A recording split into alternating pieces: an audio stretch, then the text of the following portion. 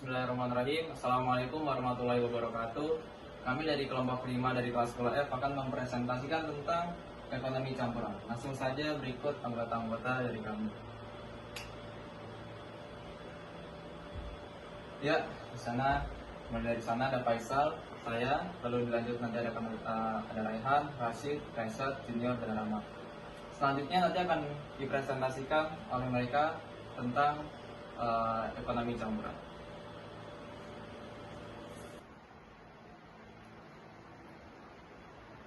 Pengertian ekonomi campuran. Kegagalan sistem ekonomi kapitalis dan sistem ekonomi sosialis menyebabkan munculnya sistem ekonomi campuran.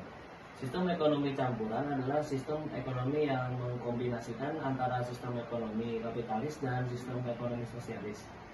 Sistem ini mengkombinasikan antara pemerintah dan pasar, kemudian bekerjasama dalam mengelola sumber daya yang ada. Pemerintah mengakui hak milik perorangan dengan catatan tidak merugikan kepentingan umum. Pemerintah berperan dalam memberikan batasan dan dapat melakukan intervensi. Pemerintah membuat perencanaan, peraturan, serta kebijakan yang berkaitan dengan perekonomian. Persaingan yang terjadi di pasar akan terjadi pada batas yang wajar dan bersih, karena pemerintah turut melakukan pengawasan. Mekanisme pasar akan menentukan jenis dan jumlah barang yang akan diproduksi. Pemerintah menguasai semua sumber daya vital, menguasai hajat hidup orang banyak. Pihak swasta dan pemerintah memiliki peran yang sama dalam kegiatan perekonomian.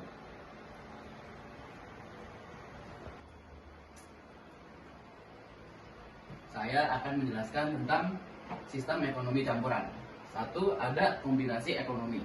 Kombinasi ekonomi milimen dari ekonomi pasar dan ekonomi terencana. Ini berarti ada campuran antara kepemilikan swasta dan kepemilikan publik dalam sektor ekonomi. Dua, intervensi pemerintah. Pemerintah terlibat dalam mengatur dan mengawasi sebagian besar sektor ekonomi.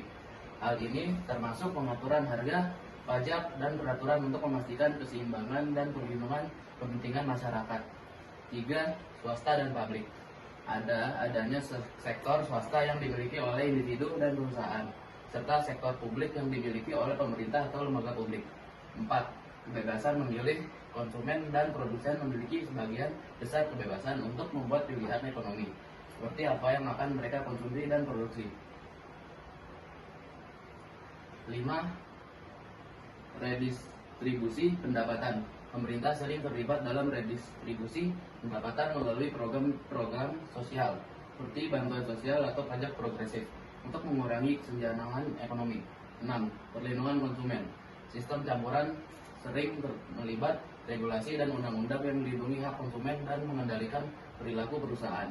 7. Tujuan ganda. Sistem campuran sering berusaha mencapai tujuan ganda, yaitu pertumbuhan ekonomi dan pemerataan sosial.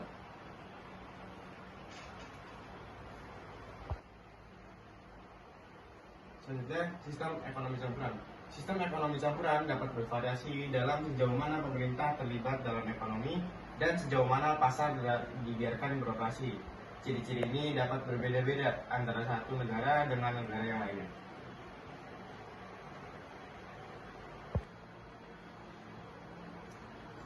Adapun kelebihan ekonomi campuran. 1. Ada fluktuasi perekonomian menjadi lebih terjaga dan stabil. Nomor 2, ada hak perorangan diakui serta didukung oleh pemerintah. Nomor 3, ada dalam sektor ekonomi pihak swasta dan pemerintah dapat dibedakan dengan jelas.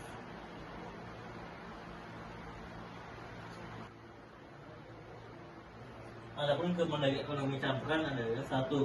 Jika pihak swasta lebih mendominasi perekonomian, maka akan muncul terjadinya suatu monopoli atau penguasaan pasar. 2. Jika pihak pemerintah yang mendominasi, akan menyebabkan terjadinya etatisme. Ya, itu presentasi dari kami, ekonomi. Syukron, terima kasih. Alhamdulillah, kita sudah selesai. Kami mohon maaf apabila kami ada kesalahan dan kekurangan. Semoga saja bermanfaat. Kami pamit dari kelompok 5 dari kelas 10F. Semoga bermanfaat. Wabillahi taufiq wal hidayah. Wassalamualaikum warahmatullahi wabarakatuh.